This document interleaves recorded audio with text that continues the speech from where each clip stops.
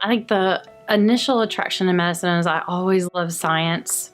Really loved anatomy and physiology, and I liked reading biographies about people that were basically the forefathers and foremothers of medicine and the history of that and their dedication to helping others. I always thought that I would want to do primary care.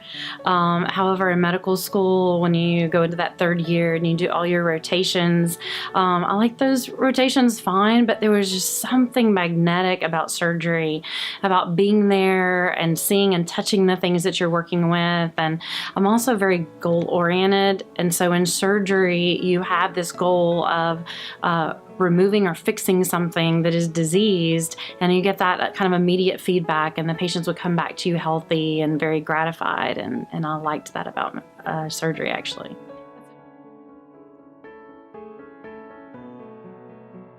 It's general surgery that did all of those aspects of general surgery. And then when I was 36, I actually found a lump in my own breast, and throughout the diagnosis process realized that I had breast cancer and went through the treatment of breast cancer. And after having been through that, as well as being a wife and a mother of young children, kind of took a step back and said, would I like to focus my practice and do something I'm very passionate about? And obviously became even more passionate about breast health for women. And so that's how my practice eventually morphed into 100% breast surgery.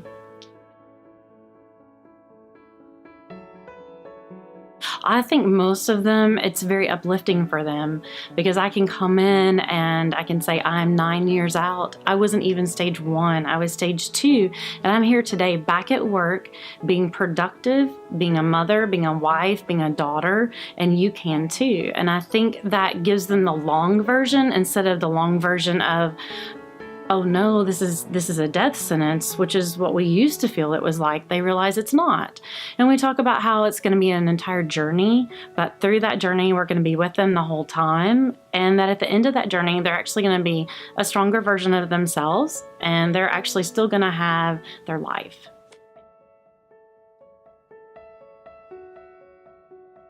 One of the patients I probably remember the most is something they already knew, and that's something that's really hard, is actually to treat someone that you're already friends with and that you already know.